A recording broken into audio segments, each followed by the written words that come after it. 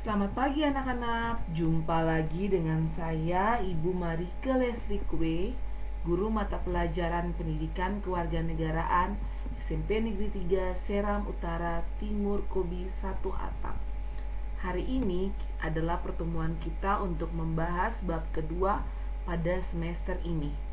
Materi yang akan dibahas pada video kali ini adalah perumusan dan penetapan Pancasila sebagai dasar negara kita. Jadi, anak-anak, saya mengharapkan untuk anak-anak dapat dengan serius memperhatikan apa yang saya jelaskan pada video PTT kali ini.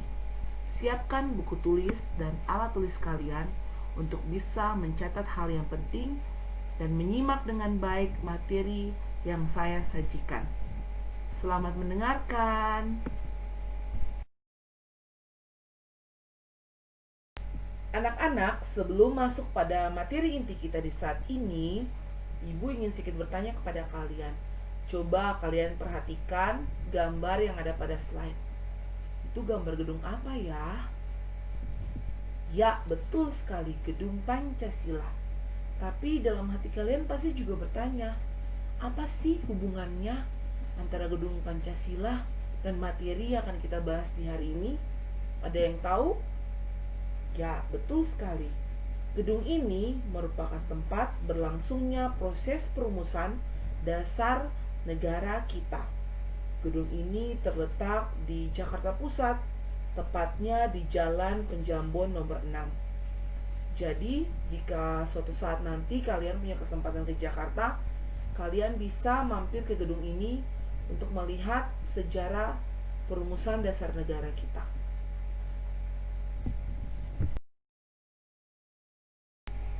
Anak-anak, proses perumusan Pancasila diawali dengan pembentukan BPUPKI.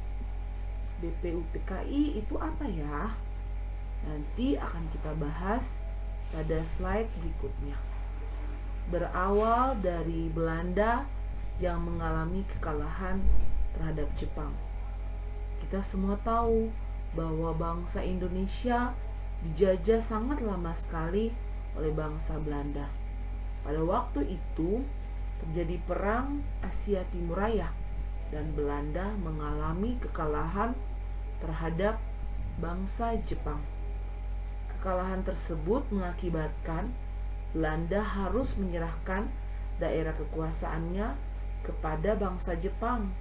Salah satunya adalah bangsa Indonesia yang diserahkan kepada bangsa Jepang.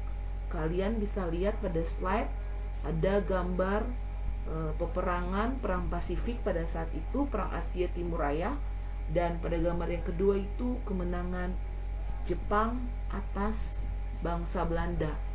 Bangsa Jepang bersukacita karena mereka mampu mengalahkan bangsa Belanda dan bangsa Indonesia bisa jatuh ke tangan penjajahan mereka.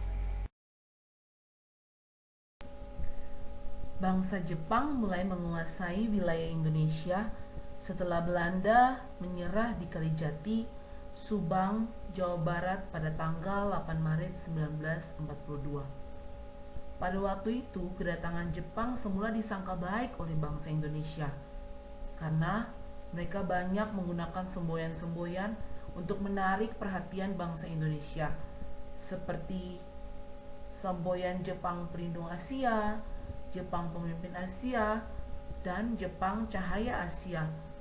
Ini mereka lakukan adalah untuk menarik simpati bangsa Indonesia. Ternyata kenyataannya berbeda. Bangsa Jepang tidak berbeda jauh dengan Belanda, yaitu meneruskan penjajahan atas bangsa Indonesia. Dan bangsa Indonesia justru lebih lagi tertekan dengan kehadiran bangsa Jepang menjajah bangsa Indonesia. Bukti yang menunjukkan bahwa kehadiran bangsa Jepang justru malah membuat bangsa Indonesia menjadi tertekan dan kemanusiaan seperti tercabut dalam diri bangsa Indonesia adalah kalian bisa lihat pada gambar yang ada di slide ini. Pada gambar yang pertama kalian lihat kerja paksa. Pada saat itu bangsa Jepang melaksanakan kerja paksa. Hal ini menyebabkan banyak laki-laki Indonesia dikirim ke Myanmar untuk melakukan pekerjaan, dan pekerjaan yang mereka lakukan itu adalah pekerjaan yang tidak manusiawi. Mereka dipaksa untuk bekerja dalam kondisi fisik yang buruk, sehingga pada saat itu ribuan orang Indonesia meninggal dan hilang akibat kejadian tersebut. Selanjutnya pada gambar yang kedua kalian lihat itu pengambilan paksa. Pengambilan paksa pada saat itu tentara Jepang mengambil makanan dan pakaian dari berbagai keperluan hidup secara paksa dari keluarga-keluarga Indonesia tanpa mereka memberikan ganti rugi kepada warga yang mereka ambil itu barangnya. Yang ketiga, perbudakan paksa. Perbudakan paksa ini lebih banyak terjadi pada perempuan-perempuan. Perempuan-perempuan Indonesia banyak dipekerjakan secara paksa oleh tentara Jepang. Selain itu, banyak menahan dan memperlakukan warga sipil di kem-kem tahanan dalam kondisi yang sangat buruk. Hal ini membuat bangsa Indonesia semakin susah dan sulit untuk menjalani kehidupan mereka. Anak-anak, kemenangan Jepang di Asia tidak bertahan lama. Begitu juga dengan kedudukan Jepang pada bangsa Indonesia juga tidak terlalu lama, karena pada saat itu Jepang mengalami kekalahan terhadap sekutu. Sekutu melakukan serangan balasan. Satu persatu daerah yang dikuasai Jepang kembali ke tangan sekutu. Melihat hal ini, Jepang menjadi resah dan mereka ingin menarik perhatian daripada bangsa Indonesia. Akhirnya pada tanggal 1 Maret 1945, Jepang mengumumkan pembentukan Dokuritsu Zumbitsu Sakai atau yang kita kenal dengan BPUPKI, yaitu Badan Penyelidik Usaha-Usaha Persiapan Kemerdekaan Indonesia, yang bertujuan untuk menyelidiki usaha-usaha persiapan kemerdekaan. Dan pada tanggal 29 April 1945, tepatnya pada hari ulang tahun Kaisar Hirohito, secara resmi BPUPKI dilantik oleh Jepang dengan anggota 62 orang, tokoh bangsa, dan 7 perwakilan dari Jepang yang menjadi bagian daripada anggota BPUPKI tersebut. Demikian sejarah singkat asal muasal kenapa sampai BPUPKI itu terbentuk. Selanjutnya kita akan pelajari tentang penyelenggaraan sidang BPUPKI sampai perumusan dasar negara Indonesia pada slide yang berikutnya. Sejak resmi dilantik oleh Jepang, BPUPKI telah mengadakan sidang sebanyak 2 kali. Sidang pertama BPUPKI dilaksanakan pada tanggal 29 Mei sampai 1 Juni 1945. Pada sidang yang pertama, BPUPKI membahas tentang rumusan dasar negara Indonesia. Ketua BPUPKI mengharapkan tokoh-tokoh bangsa Indonesia pada saat itu untuk mengusulkan rumusan dasar negara. Di antaranya ada Muhammad Yamin, Profesor Dr. Supomo, dan Insinyur Soekarno.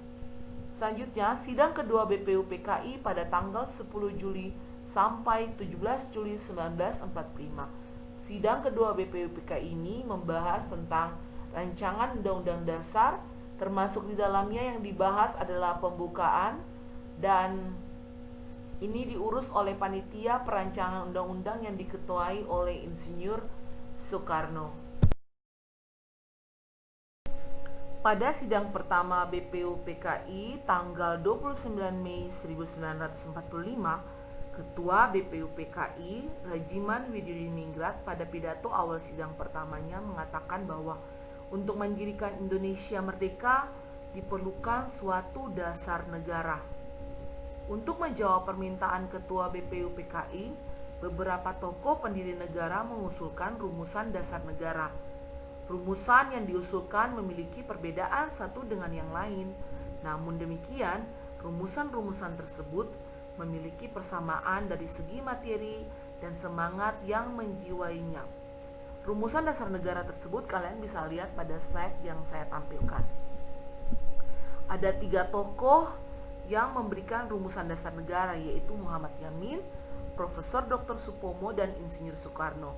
Kalian bisa melihatnya, kemudian mencatat pada buku catatan kalian ya.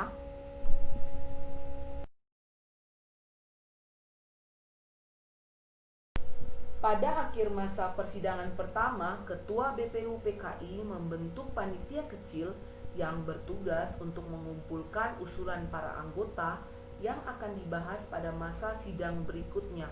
Panitia kecil ini di bawah pimpinan Insinyur Soekarno. Panitia ini mengadakan pertemuan untuk mengumpulkan dan memeriksa usul-usul menyangkut beberapa masalah tentang kemerdekaan Indonesia. Kemudian dari panitia kecil ini terbentuk lagi sebuah panitia kecil yang diberi nama Panitia 9. Panitia 9 ini beranggotakan 9 orang, diketuai oleh Insinyur Soekarno. Wakil ketuanya adalah Dr. Andus Muhammad Hatta. Kalian bisa lihat anggota Panitia 9 pada gambar yang saya tampilkan di slide ini. Jadi Panitia 9 ini mengadakan rapat di rumah kediaman Insinyur Soekarno di Jalan Pegangsaan Timur nomor 56 Jakarta. Setelah itu pada tanggal 22 Juni 1945, Panitia 9 telah mencapai satu persetujuan atau kesepakatan. Setelah rapat yang cukup alot disepakati rumusan konsep dasar negara yang tercantum dalam rancangan Mukadimah Hukum Dasar. Naskah ini memiliki banyak persamaan dengan pembukaan Undang-Undang Dasar 1945. Kalian nanti bisa melihatnya pada slide berikutnya.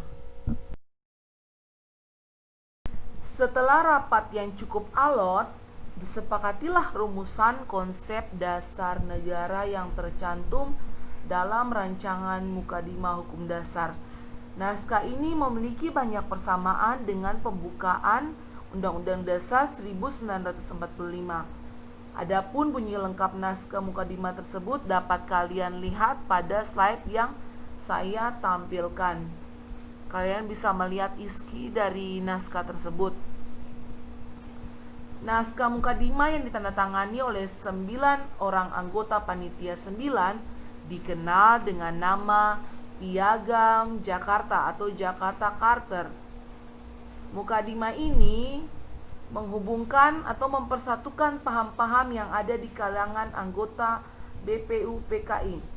Selanjutnya, naskah ini dibawa ke sidang BPU PKI pada tanggal 10 sampai 17 Juli 1945 dan pada tanggal 14 Juli 1945 Mukadimah ini disepakati oleh BPU PKI.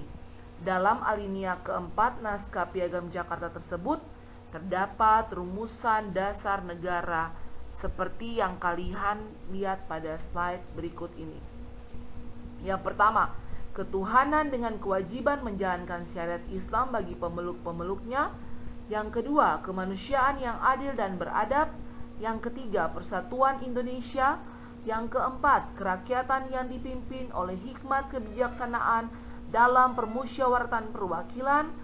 Dan yang kelima, keadilan sosial bagi seluruh rakyat Indonesia.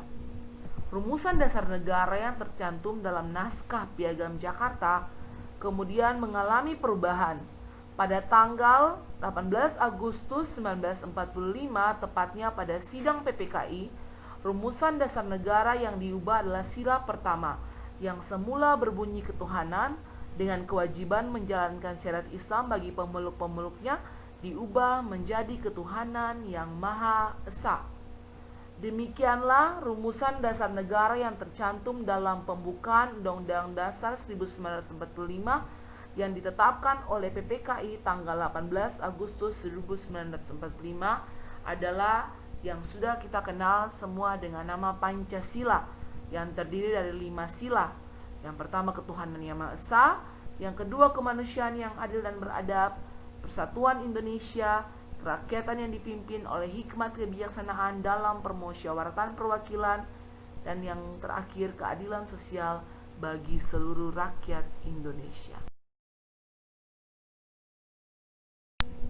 Demikian materi kita di hari ini. Sampai berjumpa lagi di video selanjutnya. Terima kasih.